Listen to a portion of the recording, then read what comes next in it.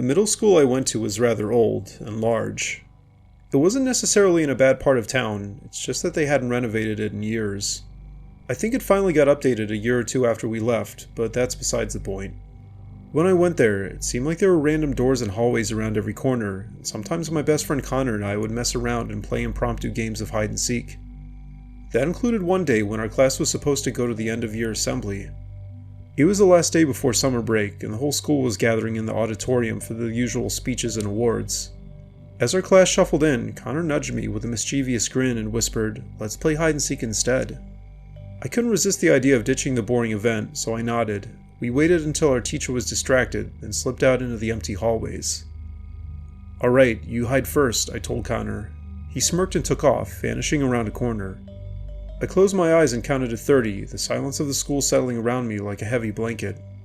When I finished, I started my search, my sneakers squeaking faintly against the worn linoleum floors. "Connor, where are you?" I called, my voice echoing through the deserted corridors.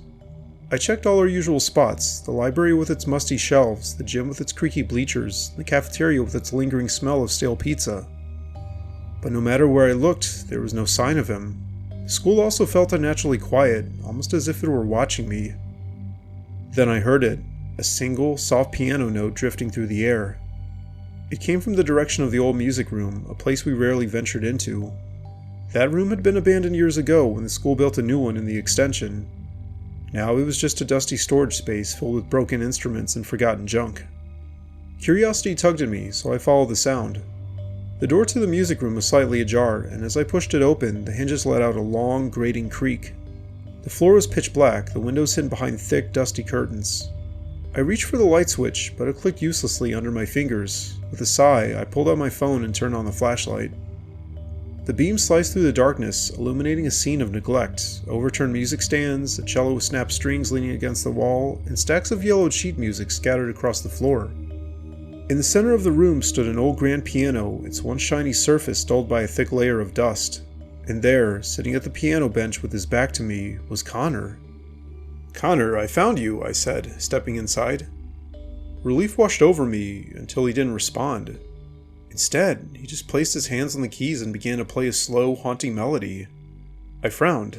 Connor couldn't play the piano, at least not that I knew of. He'd never even touched one as far as I knew. "Connor, what are you doing?" I asked, my voice wavering slightly. He didn't answer. The music continued, its eerie notes filling the room. A chill crept up my spine. Something wasn't right. I took a few steps closer, and that's when I saw it. His hands. They were pale, almost glowing in the dim light of my flashlight, and they didn't seem to press the keys so much as glide through them. My stomach dropped. "Connor?" I whispered, barely audible. Slowly, the figure turned its head, and I choked back a scream. It wasn't Connor. The face belonged to a boy about our age, but his skin was gray and lifeless. His eyes were sunken into dark hollows, and he stared at me with a mix of sorrow and fury, his gaze pinning me in place. I immediately spun around and lunged for the door, but it slammed shut with a force that rattled the walls. I grabbed the handle and pulled, but it wouldn't move. Behind me, the piano music surged, the notes twisting into a chaotic, frenzied wail. "Let me out!" I yelled, pounding on the door with both fists. The air turned icy, my breath puffing out in frantic clouds. I could feel the cold seeping into my bones, and the room seemed to shrink around me. Then the music stopped. The silence was deafening. I turned slowly, my heart hammering against my ribs. The ghostly boy was standing right in front of me, his face inches from mine. Up close, I could see the faint outline of his features, like a faded photograph come to life. An icy chill radiated from him, and I could barely breathe. You shouldn't be here," he whispered, his voice dry and raspy, like wind through dead branches. I screamed and shoved past him, my hands trembling as I grabbed the door again.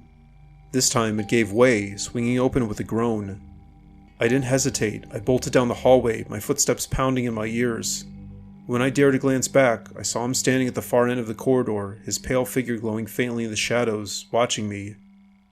I didn't stop running until I burst into the auditorium, gasping and wild-eyed. The assembly was still going on, and everyone turned to stare as I stumbled in. Connor was sitting in the back row, waving at me with a puzzled look. "Where were you?" he asked as I collapsed into the seat next to him, still shaking. "I was hiding in the janitor's closet. I thought you'd find me ages ago." I tried to tell him what happened, my words tumbling out in a panicked rush, but he just laughed. "Come on, you're not going to scare me with some ghost story." But it wasn't a story. Later that day, I slipped into the school library and started digging through old yearbooks and newspaper clippings. After flipping through dusty pages for what felt like hours, I found it, an article from 1957 about a student named Timothy. He'd been a piano prodigy, but he died tragically after falling from the music room's balcony during a rehearsal. The grainy black and white photo showed a boy who looked eerily similar to Connor, same build, same mop of dark hair. I ended up not telling anyone else about it. I didn't want people thinking I was crazy. But after that day, I never played hide and seek in that school again. And sometimes, when I had to pass by that hallway, I could swear I heard it. That same faint, ghostly sound of piano music drifting through the air, calling me back to the old music room.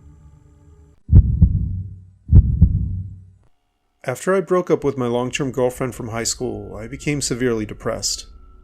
This was the summer after my freshman year in college, and my best friend Nate tried hard to cheer me up. Eventually he got me to agree to go camping with him, saying being in nature would do me good. I wasn't thrilled about the idea. Sleeping on the ground and swatting bugs didn't sound like a cure for heartbreak, but Nate was persistent, and I figured I had nothing to lose. We decided on a remote forest a few hours from home, a place Nate had stumbled across online. It was off the beaten path, known for its rugged trails and untouched wilderness. The plan was simple: hike in, set up camp, and spend a couple of nights under the stars. Nate promised it would be an adventure, a chance to clear my head. We loaded up Nate's beat-up Jeep with our gear, 10 sleeping bags, and a cooler of food, then hit the road. The drive took us through winding back roads, the scenery shifting from suburbs to rolling hills, and finally to a dense wall of trees. The final stretch was a bumpy dirt track that made the Jeep rattle like it might fall apart. By the time we parked at the trailhead, the sun was dipping low, casting long shadows across the forest floor. We slung our packs on and started hiking. The trail was narrow, overgrown in spots, and marked only by faded blazes on the trees. The air smelled of earth and moss, and the deeper we went, the quieter it got. No traffic noise, no birds, just the crunch of our boots on pine needles. Nate led the way, chatting about random stuff to keep my spirits up, while I trailed behind, lost in my thoughts. After about an hour, we found a spot to camp, a small clearing near a rocky outcrop surrounded by towering pines. We pitched the tent, gathered some firewood, and got a small blaze going. As night fell, the forest seemed to swallow the light, leaving us in a bubble of flickering orange glow. We sat by the fire, eating sandwiches and passing a bag of chips back and forth. Nate cracked a few jokes, and I managed a weak laugh. For a moment, it felt like maybe he was right, maybe this was what I needed. The stars were bright, the air crisp, and the solitude was oddly comforting. But as the fire died down and we crawled into the tent, that comfort started to fade. I zipped up my sleeping bag and lay there, staring at the nylon ceiling, listening to the forest. It seemed almost too quiet. No crickets, no rustling leaves, nothing. As time went on, the silence continued to press in, heavy and unnatural. I must have drifted off eventually though, because the next thing I knew, I was wide awake, my heart hammering in my chest. I checked my phone, 1:14 a.m. The tent was pitch black, and Nate's steady breathing filled the space beside me. I couldn't tell what woke me, but something felt wrong. Then I heard it, a low, rhythmic tapping, like fingers drumming on a hollow log. It was faint, coming from somewhere outside. I held my breath, listening. Tap, tap, tap. Pause. Tap, tap, tap. It couldn't be the wind or an animal. It seemed too deliberate. I nudged Nate. "Hey, you awake?" Nate groaned, half asleep. "What is it?" "Listen," I whispered. The tapping stopped. We lay there, frozen, waiting. After a minute, Nate muttered, "It's nothing, man. Go back to sleep," and rolled over. But I still couldn't shake the unease. I stayed awake, eyes fixed on the tent flap, until exhaustion finally pulled me under. Morning came, gray and chilly, a thin mist clinging to the trees. We brushed off the weirdness from the night before, chalking it up to my frayed nerves. After coffee and some granola, we decided to explore. Nate wanted to check out a ridge he'd seen on the map, saying it apparently had a killer view. I agreed, eager to keep moving. The hike was tough, steep climbs over roots and rocks, the trail barely visible at times. But the exertion felt good, like it was burning off some of the weight I'd been carrying. We reached the ridge by noon, and Nate was right. The view was unreal, a sea of green stretching out below us. We just sat there for a while, catching our breath, the world feeling a little less heavy. However, on the way back, things got strange.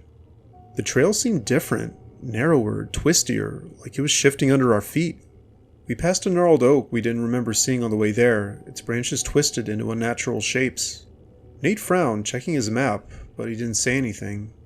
By the time we got back to camp, the sun was setting, and the mist had thickened into a soupy fog. We cooked dinner over the fire, canned chili heated in a pot, and tried to keep the mood light. But the forest felt different now, oppressive. The fog muffled everything, making the trees look like looming shadows.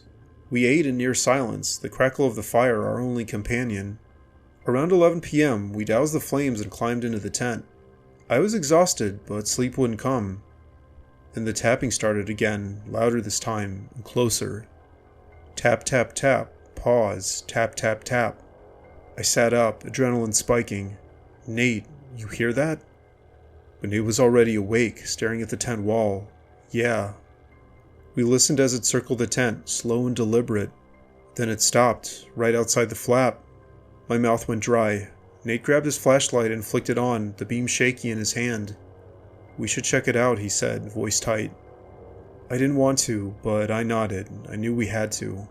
We unzipped the tent and stepped into the fog. The air was thick, damp, and smelled faintly of rot. Nate swept the flashlight around, but the light barely cut through the haze. Everything was still, no wind, no sound, just us in the fog.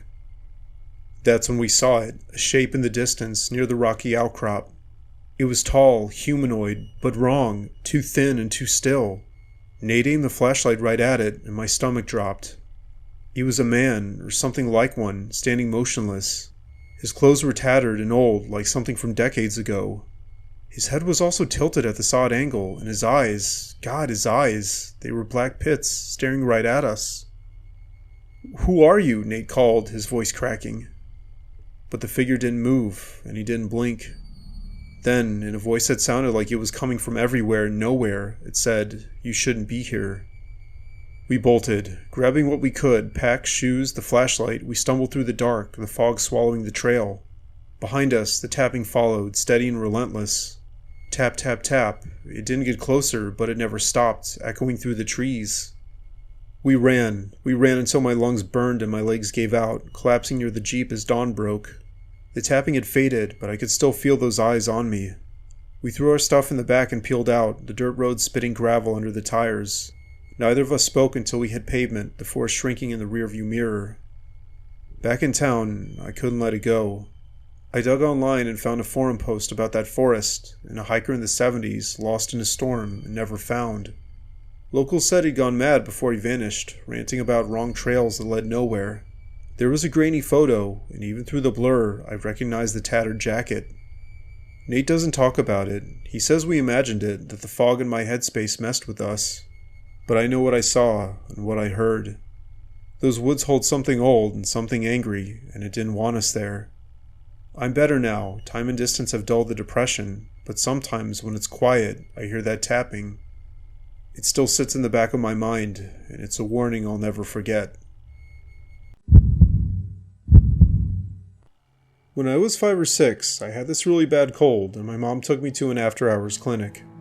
It wasn't my usual pediatrician, and it was in this older, run-down-looking building somewhere else in town. I remember the place had 2 sets of sliding glass doors and brown tiles when you first walked in. The interior looked like it hadn't been updated since the 70s, and it had this characteristic old building smell, like damp wood and antiseptic mixed together. The waiting room wasn't much better. The lights flickered faintly, casting shadows on the peeling wallpaper. A few plastic chairs lined the walls, their cushions cracked and faded. My mom signed me in at the front desk, where a tired-looking woman handed her a clipboard without even looking up. We sat down, and I huddled close to my mom, my head pounding and my nose so stuffed I could barely breathe. There was no one else waiting, which felt strange for a clinic open late. The silence was heavy, broken only by the hum of an old vending machine in the corner. After a few minutes, a nurse called my name. She was tall and thin, with dark circles under her eyes that made her look like she hadn't slept in days.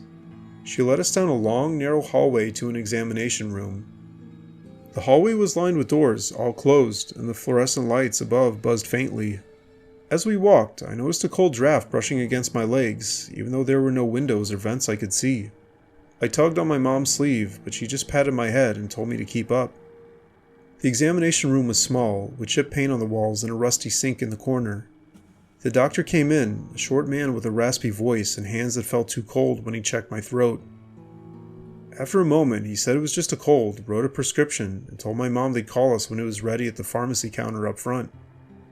Then he left abruptly, and my mom said she'd be right back after she handed in the paperwork. "Stay here," she told me, pointing to the examination table. "Don't wander off." I nodded, but as soon as she was gone, I started feeling restless. Like I said, I was only 5 or 6, and the room was too quiet, and my stuffy head made everything feel fuzzy and strange. And that's when I heard it, a faint tapping sound, like fingernails on glass. It sounded like it was coming from the hallway, therefore I slid off the table and peeked out the door. As far as I could see, the hallway was empty, but the tapping continued, echoing from somewhere further down. I don't know why, but I stepped out and followed it. The light seemed dimmer out here, flickering every few seconds. The closed doors loomed on either side, and I couldn't shake the feeling that something was behind them, waiting. The tapping grew louder as I reached the end of the hall, where it turned sharply into a darker stretch I hadn't noticed before. There, at the far end, stood a figure. It was a boy, maybe a little older than me, dressed in a faded hospital gown. He was facing away from me, his head tilted oddly, like he was listening to something. I also noticed his skin was very pale, too pale, and his bare feet didn't seem to touch the floor. I froze, my breath catching in my throat. The tapping stopped, and slowly he turned around. Immediately I noticed something was off with his face. His eyes were sunken black pits that seemed to swallow the light, and his mouth stretched into a thin, unnatural grin. He didn't say anything, instead he just stared at me. Then he raised a hand and pointed down the hall, back toward the exam room. My legs felt like jelly, but I couldn't move. The air grew colder, and I swear I heard a whisper, low and scratchy, say, "You're next." I bolted. I ran back to the examination room, my sneakers squeaking on the tiles, and I slammed the door shut behind me. My heart was hammering so hard I thought it had burst. I climbed onto the table and pulled my knees to my chest, staring at the door.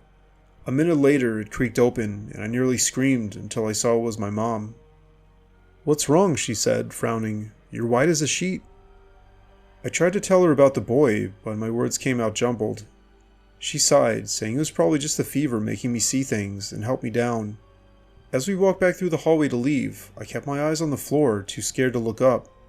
But just as we reached the sliding glass doors, I heard it again, that faint tapping.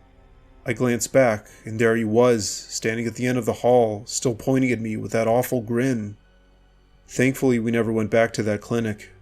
My mom said it closed down a few months later, something about health code violations. But anyway, I couldn't shake what I'd seen. Years later, I looked up the place online and found an old article about a kid who died there 3 decades ago.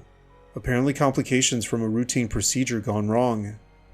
There was a grainy photo of him in a hospital gown, and even now, I'd swear it was the same boy I saw that night. Maybe he was just waiting in the shadows for someone else to take his place.